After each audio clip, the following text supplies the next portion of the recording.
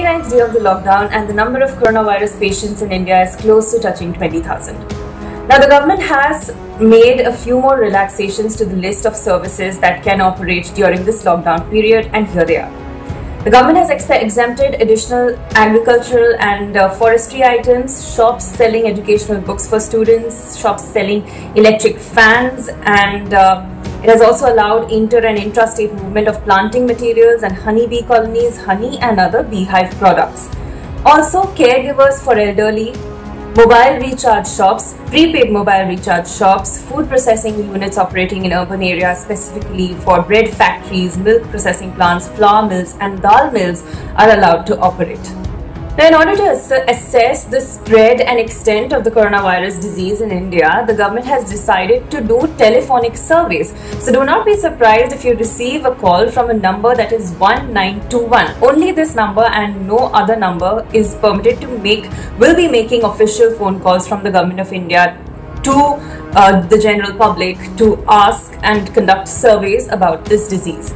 So the central government has asked state governments to create awareness among people that such tele-surveys will be conducted and that people are allowed to divulge information only to the number 1921. Only to phone calls from the number 1921 can people divulge the kind of information that the operator on the other side is seeking. They should be aware of pranksters and scamsters who may seek this similar information and probably something additional in order to scam you, and these calls will only be made from some other number. Remember, 1921 is the official number from which these telephonic survey calls will be made.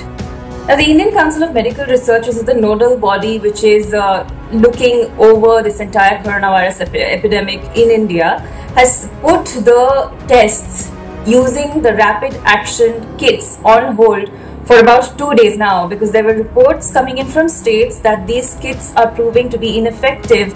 In fact, Rajasthan has said it will not use the rapid action tests anymore because they're not producing the desired results. They're not identifying the people who may or may not have coronavirus or some viral infection. Remember, the rapid action test kits do not confirm coronavirus. All it does is indicate whether or not the patient or the person whose test is being conducted has any amount of antibodies created against a viral infection.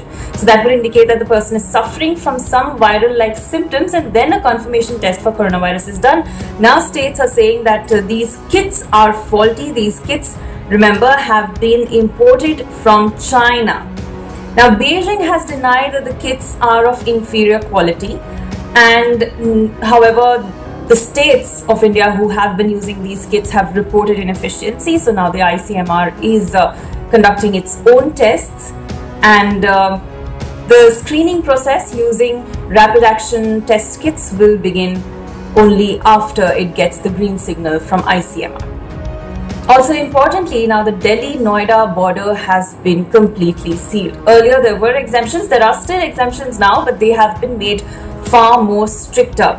Now, among those people who have been exempted from this ban are officials or workers who are directly involved in the fight against the pandemic. Such officials will have to get passes issued from the UP or the Delhi government. Small or large transport vehicles carrying essential items, ambulance services of course are exempted. Under-secretaries in the central government who have identity cards issued by the Home Ministry, and media persons will also have to have a pass issued by the government. Doctors who are enrolled for emergency services in Gautam Budh Nagar, they are allowed to pass from Delhi to Noida.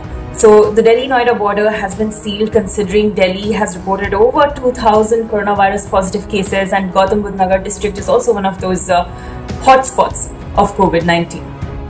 And finally, the union government has also taken the decision, and it's likely to put on hold the proposed increase in the dearness allowance of government employees and pensioners. Remember, the cabinet had earlier decided to hike this amount, but now it's going to put that proposal on hold considering the fund crunch that is likely to happen due to this coronavirus pandemic. So in order to have more resources to fight this contagion, such hikes are being put on hold. Earlier, the DNS allowance was supposed to be hiked by 4% from existing 17% to 21%. Now, this action has been put on hold considering that the government's revenue is likely to be severely hit this year. That's all on this episode. Thanks for watching.